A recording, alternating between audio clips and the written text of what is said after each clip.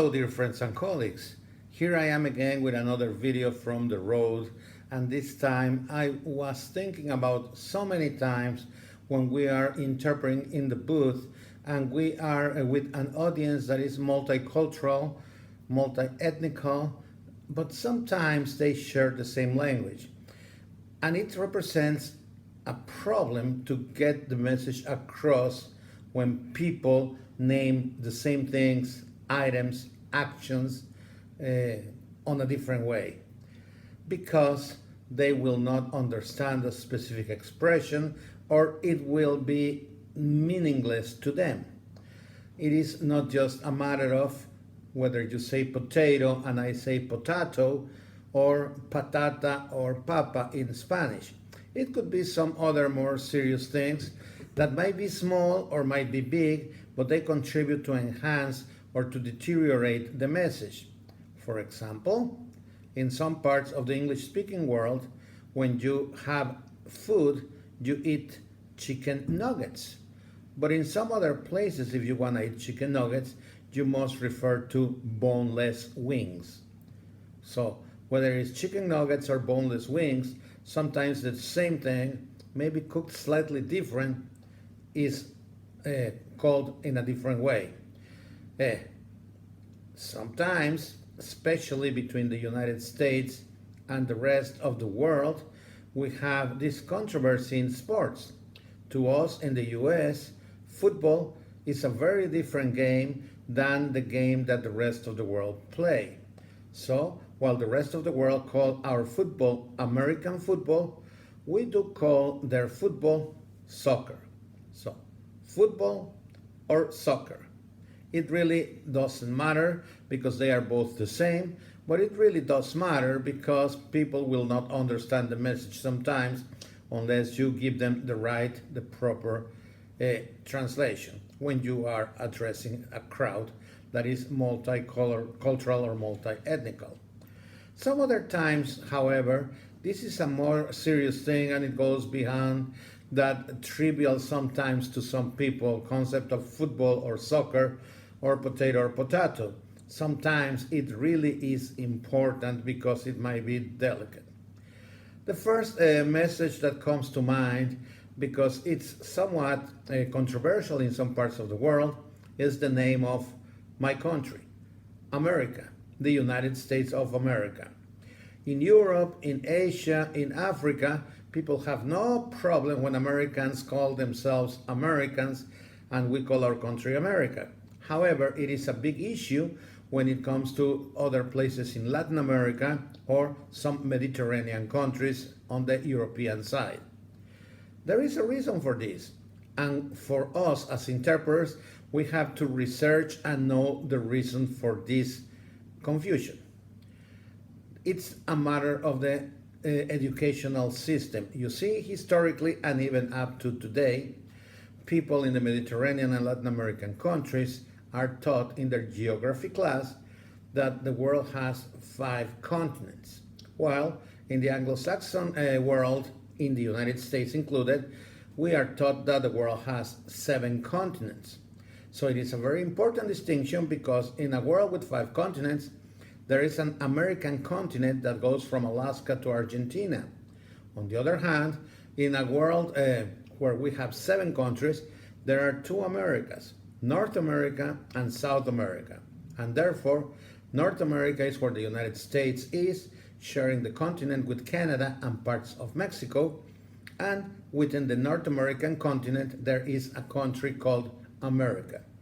Just like in other countries and in other places, there are certain places that have shared the name with a bigger surface or a bigger entity.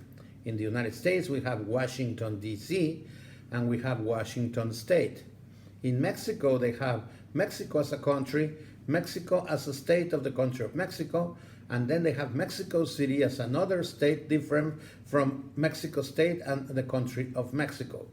The same way, if you understand and assimilate the concept of North America and South America, then you will see that by the United States referring to itself as America has no confusion because there is not a continent named America. One is called North America, the other one South America, and just like Washington, D.C. and Washington State, within North America, there is a country named America. Perfect sense, right?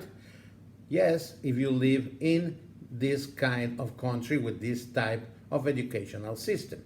So, for us as interpreters, to avoid a problem, we should always be aware of who our audience is, and if applicable or necessary, when somebody is talking from a country where they know that the world has 7 continents, about America, we should talk about the United States for our audience from the part of the world where they believe there are 5 continents. It is important, therefore, for us to call our people in the first type of world Americans, and in the second kind, depending on the language, United Statesmen or North Americans, but not just Americans. So remember, there could be 5 continents, there could be 7 continents. If you live in a country where they recognize 7 continents, there will never be a problem calling the United States simply America and its people Americans. If you are in a country where they believe there are 5 continents, then you will have this problem because they will think that the United States is taking away part of their continental name, since there is only one continent for them, Americas. On the broader sense, we do know that in international law, the thing that is recognized is North America and South America. And if you doubt it, just swing by the United Nations in New York City and travel around Manhattan, and you will find a very big avenue called the Avenue of the Americas. Another cases could be also confusing because the same place receives 2 different names, and we must be aware of it. For instance, in Spanish-speaking countries, the Rio Grande, that is the river that divides the United States from Mexico, is called Rio Bravo. So if your audience is from Mexico, you may want to refer to this river as Rio Bravo so they understand what you are talking about. But if your audience is from the United States or from Canada or from Western Europe, you should refer to that same river as Rio Grande, as that is the name that appears on their geography books and the name they watched on the John Wayne movies. Another case similar to that is the English Channel. In the English-speaking world, the English Channel is known as that body of water that divides Europe from the British Isles. However, in some of the Latin countries in Europe, such as France, Spain, Portugal, etc., the English Channel is known as the Canal de la Mancha. And that is because the name here is a name that comes from a place in France instead of a name that comes from a place in England. So, English Channel, Canal de la Mancha, exactly the same thing, but depending on who your audience is, you should use one or the other. If you have a Latin American audience or a Spanish audience, you should address that part of the world as Canal de la Mancha. If your audience is the United States, the British Isles, Canada, Australia, and so on, you're better off referring to that part of the world as the English Channel. Sometimes it could be easy to understand, but it could be very difficult to do. And the most important example that comes to mind, or the clear, typical example that comes to mind, has to do with the Falkland Islands. The Falkland Islands are part of the United Kingdom.